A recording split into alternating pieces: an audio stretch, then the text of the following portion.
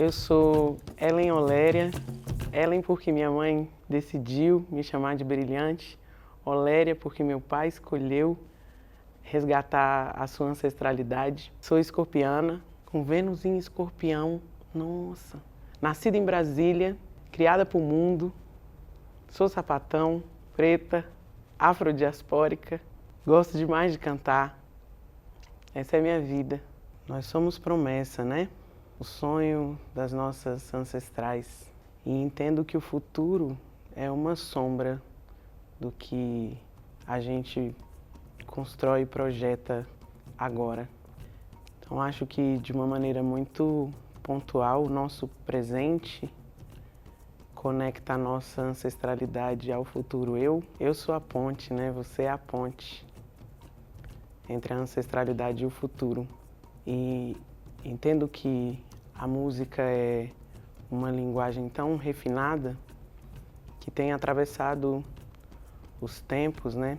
Às vezes a gente dá o play num som sem ter a real compreensão do que é aquele mapeamento, do que é aquele registro espaço-temporal, né? Eu ainda acredito muito que a arte vai nos salvar, né? Então acho que o futuro da música é manter nossa conexão, nossa religação e ampliar nossa consciência. O jazz acho que chegou de uma maneira muito forte para mim quando eu entrei na universidade, né?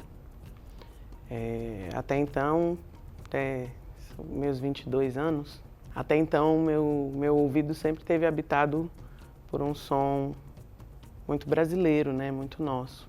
Paula Zimbres, Célie Maciel, esses que foram minha primeira banda fora de casa, né? Porque minha primeira banda foi com meus irmãos, meu irmão Dadá, minha irmã Eliene. Acho que um mergulho muito profundo que eu dei foi nas divas, né, do jazz. Eu mergulhei muito na Ella Fitzgerald e isso aconteceu com um convite mesmo, eu já cheguei cantando, né? Então mergulhei na Ella, estudei muito o repertório dela. Já tinha ouvido algumas coisas, ouvi Ella Fitzgerald cantando num dueto com Joe Pass, samba de uma nota só. Muito especial, né? Ver o nosso som se aproximando tanto. Quando fui convidada para fazer a ela, fiquei muito emocionada, muito comovida, assim, foi muito bonito e muito desafiador também. Depois isso aconteceu novamente quando eu fui fazer um especial Nina Simone. E aí outro mergulho espetacular, né, nessa diva do jazz. O jazz tem uma força afrodiaspórica muito potente, né, e isso é a cara da gente, do povo brasileiro, isso é a nossa cara. Ouvir o jazz expandiu minha percepção de conexão com o mundo, né? Acho que senti algo parecido quando viajei para fora do Brasil a primeira vez, que eu vi um povo preto na rua, e é muito formidável isso. Isso aconteceu comigo dentro da universidade, quando eu cruzei também com alguns estudantes africanos. Fiz um amigo da Guiné e era assim, a gente anda na rua, não se conhece, mas a gente se olha e algo nos aproxima, né? Uma identificação que é uma piscadinha no olho, um aceno de cabeça. Acho que a gente está integrado. Eu senti essa força, essa mesma força de aproximação quando eu ouvi o jazz. Acho que entendi o pertencimento de uma maneira muito mais ampla. Minha identidade se expandiu um pouco mais. E acho que esse refinamento, né, que o povo preto alcançou usando essas tecnologias brancas, né? Você vê, o preto senta diante de um piano e transforma aquela sonoridade, né? Traz os batuques para o piano. Isso é muito formidável, o modo como a poesia, a métrica da poesia cantada começa a costurar outros caminhos, assim. Então acho que é mergulhar num outro swing, né? Num outro modo de contar histórias, de registrar nossas histórias. E acho que é muito bonito como a cultura brasileira tem essa flexibilidade, esse movimento de conseguir dançar e se aproximar de tudo, né? E beber em tantas fontes e fazer tudo seu. Então eu acho que como boa brasileira, eu bebi no jazz e fiz o jazz meu também. E vou dizer, me sinto muito à vontade. Assim. O jazz parece desafiador, né? Igual antigamente a galera sentia quando se falava em teatro, né? As pessoas achavam que precisavam vestir uma roupa especial. Não pode ser algo cotidiano, né? O jazz tinha essa coisa para mim. É muito especial, eu não posso tocar, né? É sagrado. Mas agora eu entendo que o jazz é nosso, né? É cotidiano, é de casa, à vontade. Toda nudez para o jazz. Não existe, na minha compreensão, alguma tecnologia de produção preta que não tenha sido abocanhada pela branquitude. O jazz faz parte disso também. Mas nenhum desses movimentos ao redor da produção preta tira sua potência em significado ou o seu fundamento. Eu ouvi uma vez um amigo falando sobre o rock e ele começou a citar várias bandas inglesas e falando, porque o rock é super inglês e não sei o quê. E eu disse para ele, amigo, o rock é preto, né? E é estadunidense. Aí ele, como assim? Falei, poxa, amigo, Little Richard, Chuck Berry, Ike Turner, que alguns historiadores dizem que é um dos pais do rock, né? E eu nem falei dos mais recentes, assim. Ele era um homem branco, né? E eu percebo que os olhares ficam muito marcados, enviesados. E essa memória celular que a gente carrega, a gente precisa entender se o que a gente está atualizando dessas memórias, né? E o que nos interessa manter das forças fundantes, estava falando das tecnologias pretas, né? Uma das tecnologias potentes do povo preto é a capacidade de compartilhar, de receber, generosamente compartilhar, né? O samba é assim, você chega no samba, acabou de chegar, não tem swing nenhum, você é bem-vinda na roda, você é bem-vindo na roda. Quando eu era pequenininha, minha mãe identificou alguns gestos, algumas manias, uns hábitos que eu adquiri.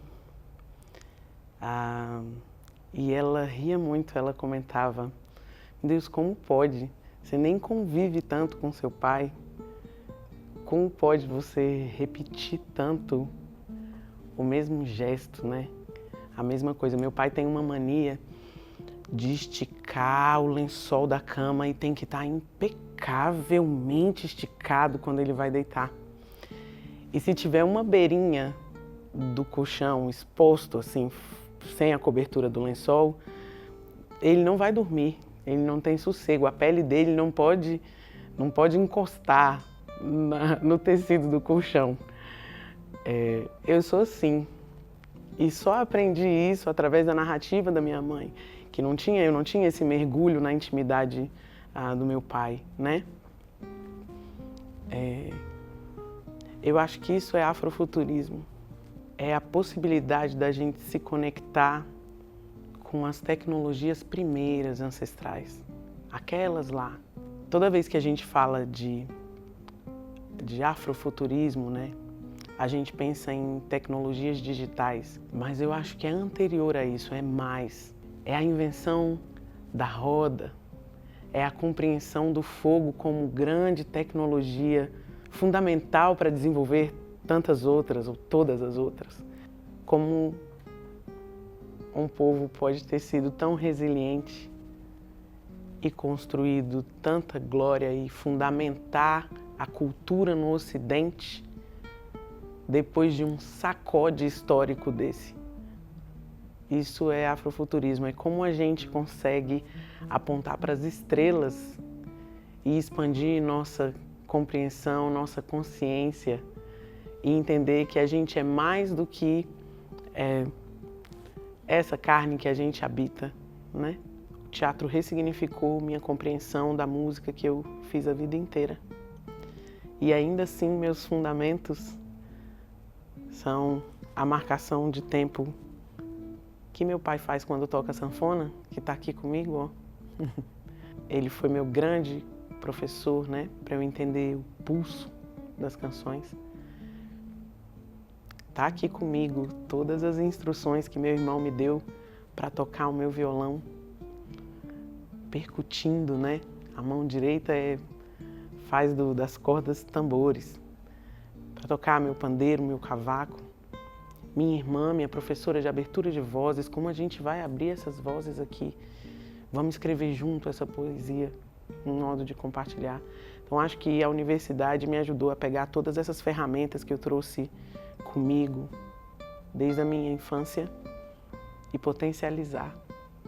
Acho que minha música não seria a mesma se não tivesse uma presença tão feminina no meu encantamento.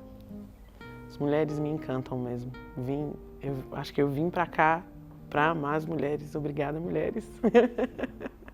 Eu andei mexendo no modo como eu toco, né?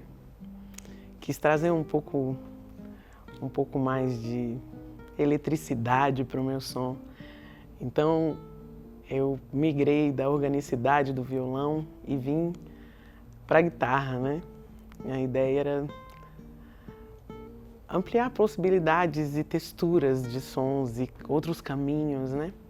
Mas tem algo que é um fio condutor no modo como eu componho, que eu canto, que eu toco. Tem uma textura que conduz essa outra, né? Que é cantar os meus afetos, cantar os meus amores, cantar meu coração. Todas as mulheres da minha vida, todas, estão dentro da minha poesia. Posso começar falando da minha mãe, que disse para mim uma vez: não, minha filha, me viu cabisbaixa, né? Não, minha filha, não fica assim. Minha mãe de criação sempre me disse: morra de atrevida, não esmorecida. Esse é o verso de uma música minha que se chama Solta na Vida. Morro de atrevida, não esmorecida, sou como um rolamento mortal do crocodilo. Essas mulheres me ensinaram demais, as mulheres que amei, as mulheres com quem eu partilhei vida, né? Audre Lorde fala isso quando ela vai falar sobre o conceito de lesbianidade. Ela diz que lesbianidade é o amor entre as mulheres. E, na minha compreensão, ele transcende um fluxo afetivo sexual apenas, né? A possibilidade que a gente tem de se apaixonar, de se encantar, de se amundiar com o discurso de uma amiga poderosa, de uma amiga determinada. Sangria, afrofuturo e ambivalência, corte profundo na madeira, madeira, de fim de mundo a fim de mundo. Madrugada dentro eu me preparo pra cantar, verdade e inteireza ofereço o que eu posso ofertar. Minha voz no ar, minha voz no ar. Madrugada dentro eu me preparo pra cantar, verdade e inteireza ofereço o que eu posso ofertar. Minha voz no ar. Sangria,